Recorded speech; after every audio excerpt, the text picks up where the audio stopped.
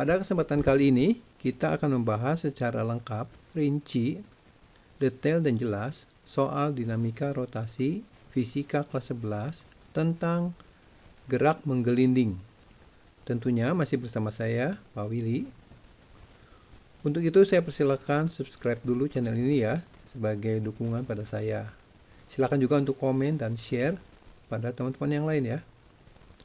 Baik, saya mulai dengan soal dan pembahasan sebagai berikut.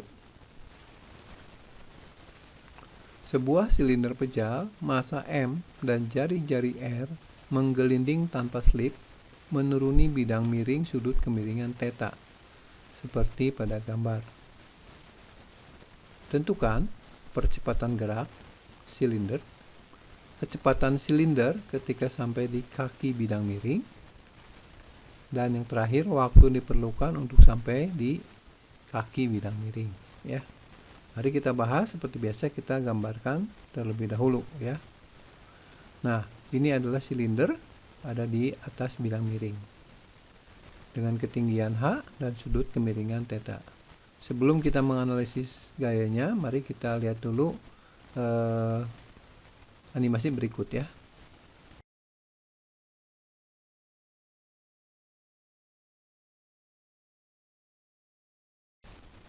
Sekarang mari kita lihat dengan pembahasannya. Seperti biasa kita gambarkan terlebih dahulu ya. Di sini ada gaya berat ya.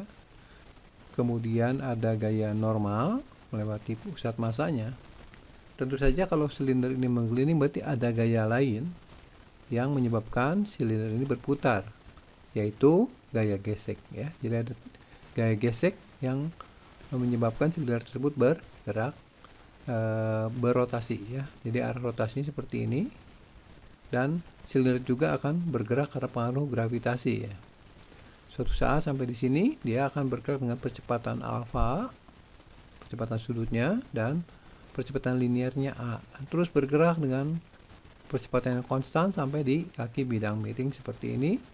Di sini kecepatannya v, v-nya terhadap pusat massa ya, dan silinder ini sekaligus juga berotasi karena geraknya menggelinding adalah bertranslasi dan berrotasi. Jarak yang ditempuhnya, kalau ini H, ini θ, ini adalah H per sin θ. Seperti biasa kita uraikan dulu W-nya, karena silindernya bergerak ke arah sini, maka kita uraikan semua gaya dalam arah gerak dan tegak lurusnya. Jadi kalau kita lihat, yang hanya perlu kita uraikan adalah gaya berat ini. Untuk itu kita butuh sudut ya. Jadi kalau ini θ, maka θ itu di sini ya. Sehingga ini nilai W sin θ dan ini adalah W cos θ. Nilai W cos θ akan diimbangi oleh gaya normal sehingga silinder tersebut tidak bergerak dalam arah ini ya, normal. Hanya bergerak dalam arah yang ini dan dia berotasi terhadap titik O. Mari kita buat persamaannya. Saya mulai bahwa silinder tersebut geraknya tidak slip ya, ketika dia bergerak dari atas sampai ke bawah tidak slip, berarti berlaku percepatan linear sama dengan percepatan angular dikali jari-jari. Nah, seperti biasa kalau gerak rotasi kita mulai dari persamaan sigma torsi ya. Jadi hukum Newtonnya adalah sigma torsi tentu saja terhadap titik O saya pilih, dan momen inersinya juga harus terhadap titik O dikali percepatan sudut geraknya ya. Nah, di sini rotasinya hanya disebabkan oleh gaya gesek ya. Jadi gaya gesek kali dengan momennya R, jarak dari sini ke sini R, sama dengan, karena ini silinder, maka momen inersinya setengah mr kuadrat dikali alfa.